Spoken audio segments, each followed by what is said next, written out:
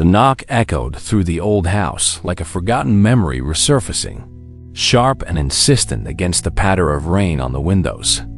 Arthur froze in his dimly lit hallway, his frail hand hovering over the doorknob, heart pounding as if it knew something his mind had long buried. He opened the door slowly, the hinges creaking like weary bones. There stood a man in his 50s, drenched from the October storm, his face lined with uncertainty. Arthur's eyes widened, a flicker of recognition cutting through the fog of his dementia. "Michael? Is that you? After all these years?" The words tumbled out, hoarse and trembling, as if pulled from a dream he couldn't quite grasp. The stranger blinked, rain dripping from his brow. "Sir, my name is Michael, yes, but how do you know me?" "I'm just here because..." Arthur stepped back, inviting him in with a wave that betrayed his confusion. The house smelled of stale coffee and faded lavender, remnants of a life once full. Outside, thunder rumbled low, mirroring the storm brewing in Arthur's fractured thoughts. He led the way to the living room, where a single lamp cast long shadows on walls lined with yellowed photographs. "You look just like her," Arthur muttered, his voice cracking. "Your mother. She had those same eyes, blue as the sky before a storm." Michael hesitated at the threshold, wiping his feet on the warm mat. He was a salesman by trade, or so he claimed, but something in Arthur's gaze made him linger. "I'm sorry, I think there's a mistake. I was driving by, saw your light on in this downpour. My car broke down up the road. Do you have a phone I could use?" But Arthur wasn't listening. He shuffled to the mantel, fingers brushing an old clock that ticked relentlessly, each second a reminder of time's cruel march. His mind wandered, snippets of the past flashing like lightning. 1972, a year etched in sorrow. A baby crying in the night, a decision made in grief.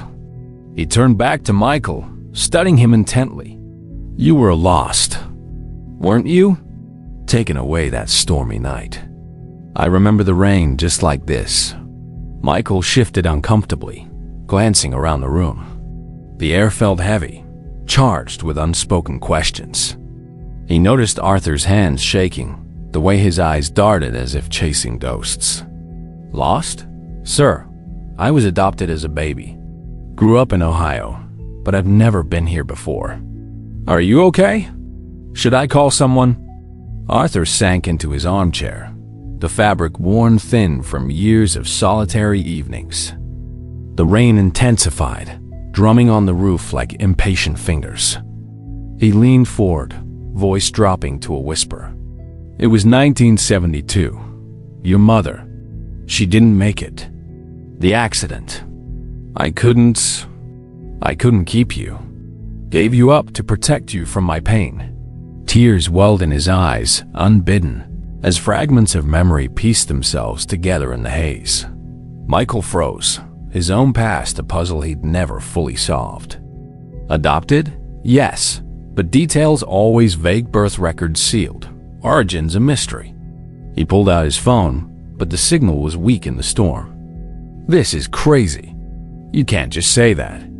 Who are you?" "I'm your father," Arthur said softly, the words hanging in the air like smoke.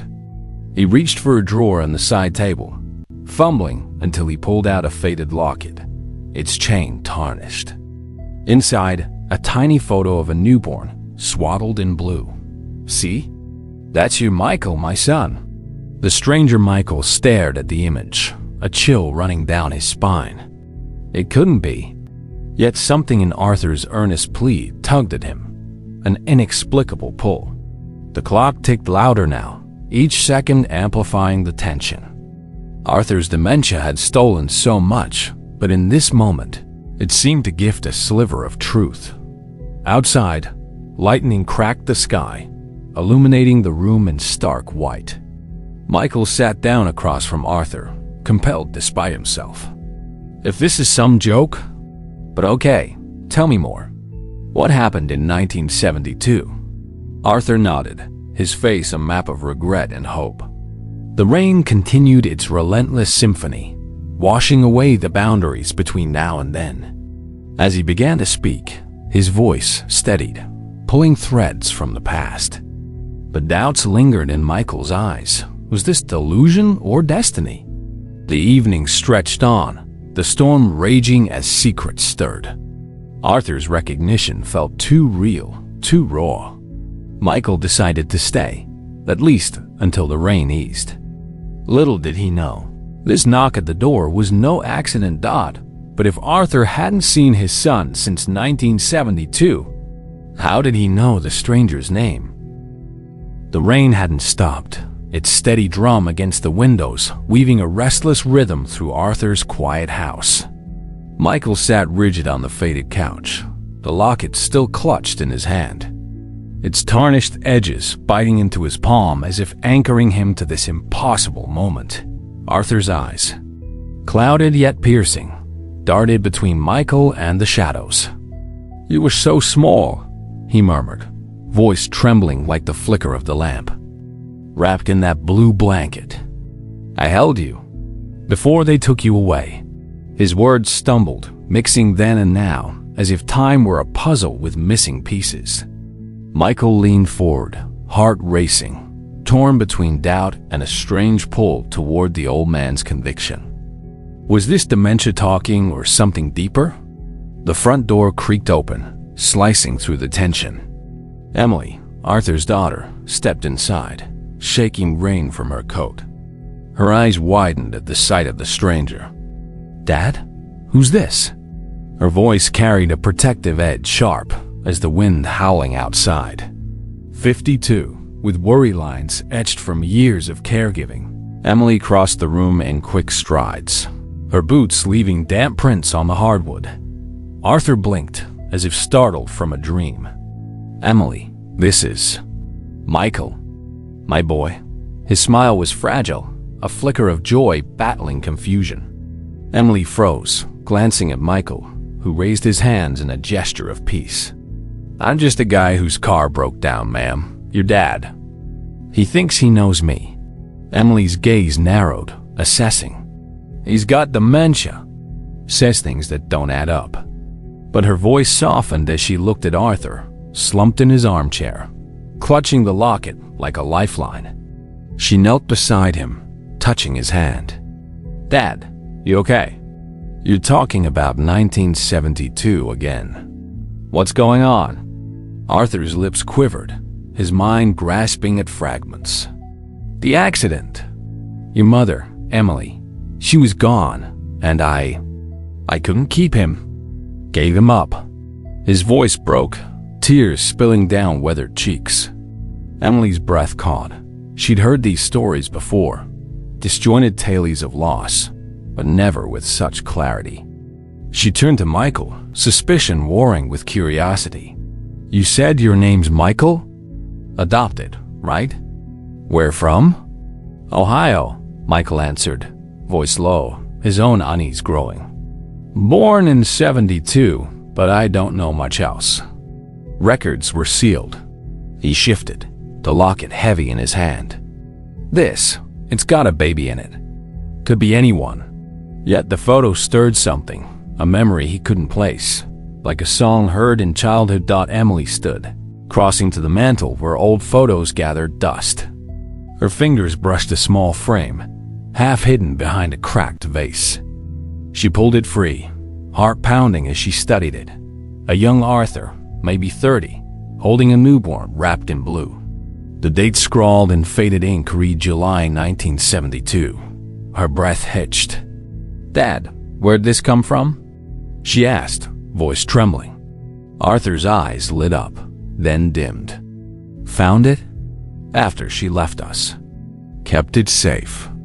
The room felt smaller now, the ticking clock louder, each second pulling them deeper into the mystery.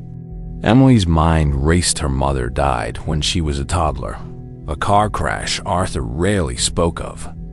But a brother? That was new, a secret buried in her father's fractured mind. She looked at Michael, his face a mirror of her own uncertainty. "This is crazy," she whispered, more to herself. "But Maybe a DNA test could settle it. Just to be sure. Michael nodded slowly, his salesman's confidence shaken. I've always wondered about my roots. If there's a chance.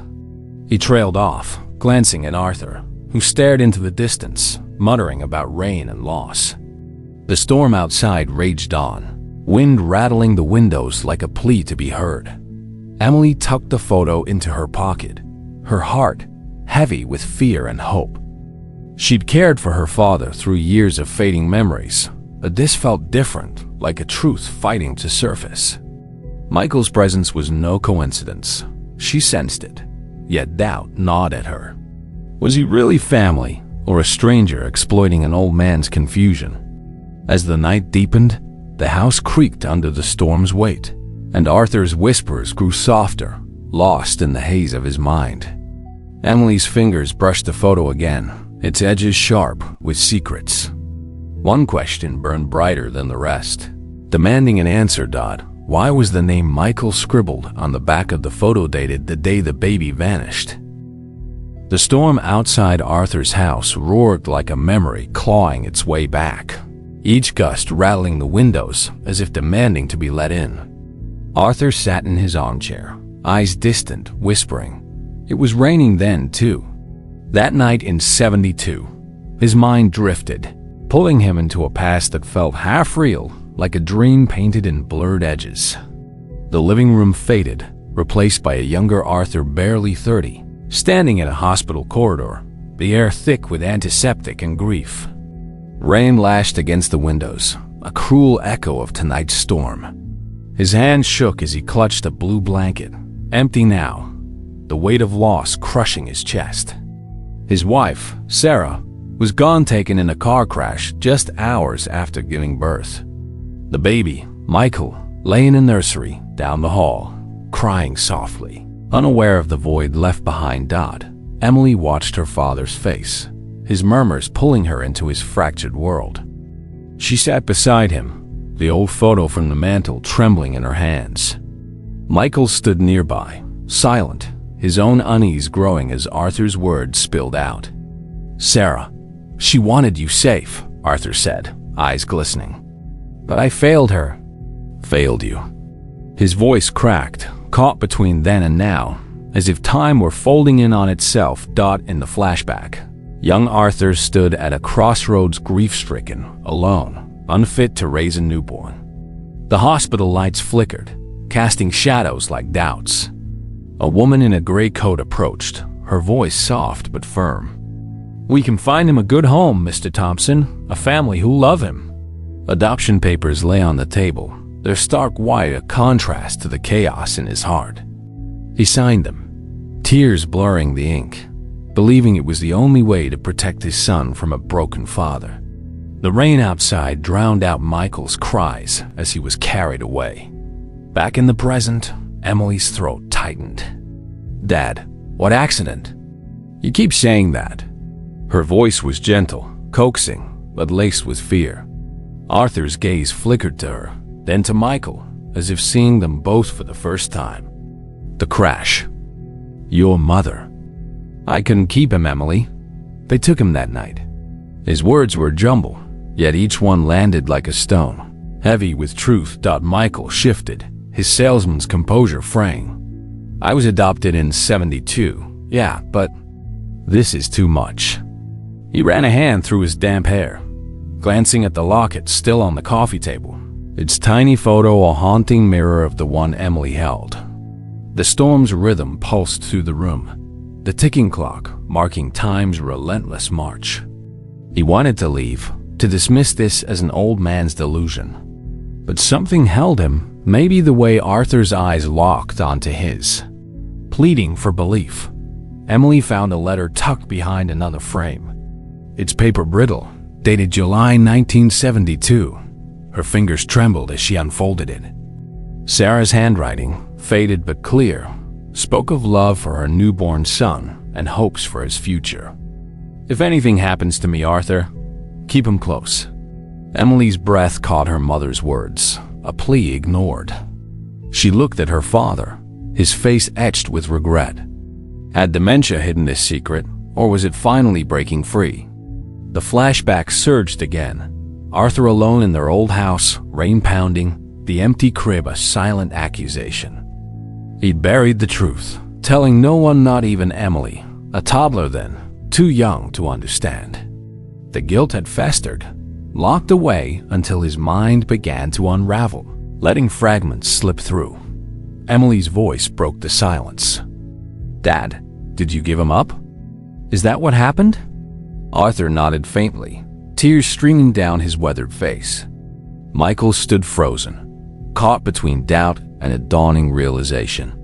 The DNA test Emily had suggested loomed, its results still days away, but the pieces were aligning too perfectly. The storm howled louder, as if echoing the turmoil within. Arthur's memories, once buried, were rising like ghosts, demanding to be seen. Emily clutched the letter, her heart pounding with questions only the past could answer. If this memory of giving up the child was real, what happened to the boy that fateful night? The rain battered Arthur's house like a heartbeat, relentless, as if urging the truth to break free. Emily stood clutching the letter, its faded ink a lifeline to a past her father had hidden for decades. Arthur's eyes, clouded by dementia, flickered with rare clarity, fixed on Michael, who sat rigid. The locket's weight still heavy in his mind. "You were mine," Arthur whispered, his voice raw, like gravel scraped across regret. "I let you go, Michael. I thought it was better." His hands trembled, clutching the arms of his chair, as if anchoring himself against the flood of memories. The ticking clock on the mantel seemed louder now, each second a hammer striking the fragile silence. Emily's breath caught, her heart torn between love for her father and the shock of his words. She stepped closer, the letter crinkling in her grip. "Dad, you're saying Michael's my brother? You gave him up after Mom died?" Her voice trembled, a mix of anger and sorrow. She turned to Michael, searching his face for answers. "You said you were adopted in '72. Did you ever know anything about your birth parents?" Michael shook his head, his salesman's calm shattered. "Nothing. Just a sealed file and the birth date. July '72, Ohio." He leaned forward, elbows on his knees, staring at Arthur. "This is crazy, but your story fits. The rain, the locket, the photo. It's too much to be coincidence." His voice cracked, betraying the fear beneath his doubt. He'd spent years wondering about his roots, but facing them now felt like standing on the edge of a cliff. Emily sank onto the couch, her mind racing. She'd ordered a DNA test kit online earlier that evening, a desperate move to settle this. Results would take days, but the clues were piling up: Sarah's letter, the photo, Arthur's lucid confession. She pulled the photo from her pocket, its edges worn from years of secrets. "This was you, Dad, with a baby. And Mom's letter. She wanted you to keep him. Why didn't you tell me?" Arthur's face crumpled, tears tracing the lines of his weathered skin. "I was broken, Emily. Your mother. The crash took her. I couldn't raise you both alone. You were barely 2, and Michael, he was so small." His voice dropped to a whisper. "I gave him up to save him from me. From my grief." The words hung heavy, the storm outside mirroring the turmoil within. Michael stood, pacing the small room, his shadow flickering in the lamplight. "You're saying you abandoned me? Just like that?" His tone was sharp, laced with hurt he hadn't expected to feel. He stopped, facing Arthur, eyes burning. "I grew up fine, okay? Good parents. But I always wondered why I wasn't enough to keep." Arthur reached out, his hand shaking. "You were enough. I wasn't." His voice broke, a sob escaping. Emily moved to his side, her own tears falling as she touched his shoulder. The room felt small, suffocating, the weight of 50 years pressing down. The clock ticked on, relentless, as if counting the seconds until the truth could no longer hide. Emily's phone, buzzed the notification from the DNA testing site. Too soon for results, just a confirmation of the order. She ignored it, her focus on her father and this stranger who might be family. "We'll know soon," she said softly, more to herself. "The test will tell us." But doubt gnawed at her. Was this Michael really her brother? Or was her father's mind weaving a desperate story from fragments? Arthur looked at Michael, his gaze steady despite the haze in his mind. "I see her in you." Sarah's eyes. He smiled faintly, a flicker of peace amid the pain. Michael met his stare, torn between anger and a longing he couldn't name. The storm roared, rain lashing the windows like tears. Emily folded the letter, her hands trembling. She believed her father, yet fear lingered. Was this the truth breaking free, or a delusion pulling them all in? The answer lay just out of reach, waiting in the shadows of Arthur's fractured mind. Was Arthur finally remembering the truth, or was he still trapped in the lie he'd lived for decades? The storm outside Arthur's house had softened to a whisper. Rain now a gentle tap against the windows, as if the world itself held its breath. Arthur sat in his armchair, his face etched with decades of sorrow. Eyes locked on Michael, who stood by the mantel, the locket glinting in his hand like a key to a long-locked door. Emily clutched the DNA test results, freshly printed from her laptop, her heart pounding as she unfolded the paper. The room was heavy with the scent of old wood and damp air, the clocks taking a quiet pulse beneath their silence. "It's true," she said, voice trembling. "Michael, you're his son. My brother." The words felt surreal, a truth that reshaped her world. The test confirmed at 99.9% match. Michael was the baby from 1972, the one Arthur had given up. Michael's breath hitched, his fingers tightening around the locket. All these years, I wondered who I was. He looked at Arthur, anger and longing warring in his eyes. "Why didn't you look for me? You just let me go." His voice was raw, each word a wound laid bare. The salesman's polish was gone, replaced by a man grappling with a past he'd never known. Arthur's shoulders sagged, his hands trembling as he reached for a small wooden box on the side table. "I wanted to," he whispered, "but I was ashamed. Your mother, Sarah, she died in that crash, right after you were born. I was drowning in grief, Michael. I thought you'd be better off without me." He opened the box, revealing a stack of letters unsent, addressed to my son. Sarah's handwriting adorned the topmost one, her final plea. Asterisk. Keep him close. Arthur. Asterisk. Tears spilled down his cheeks, his voice barely a breath. "I failed her." "Failed you?" Emily knelt beside her father, her own tears falling as she took his hand. "You did what you thought was right, Dad. You were broken." She glanced at Michael, her newfound brother, her heart aching with the weight of their shared loss. The photo from 1972 lay on the table, its image of young Arthur with baby Michael, now a bridge between past and present. Michael stepped closer, his anger softening into something quieter, more fragile. "I had a good life," he said, voice low. "My adoptive parents loved me, but I always felt incomplete." He opened the locket, staring at the tiny photo inside, a mirror of the one Emily held. "This is me, isn't it? You kept this all these years." Arthur nodded, a faint smile breaking through his grief. "Every night, I looked at it, prayed you were safe." The storm's last rumble echoed outside, a final note in their long-buried story. Michael sat across from Arthur, the distance between them shrinking with each shared truth. Emily watched, her heart swelling with bittersweet hope. They were a family, fractured but mending. The clock chimed softly, marking the hour as the room settled into a fragile peace. Emily handed Arthur one of Sarah's letters, and he traced the words with trembling fingers, as if touching her presence. "She'd be proud," he murmured, "of both of you." Michael reached out, his hand resting briefly on Arthur's. A silent forgiveness taking root. Emily stood, crossing to the mirror above the mantel. A reflection showed her mother's eyes, now mirrored in Michael's. The past wasn't gone, it had waited, patient in photos, letters, and Arthur's fractured memories. They'd rebuild, slowly, together.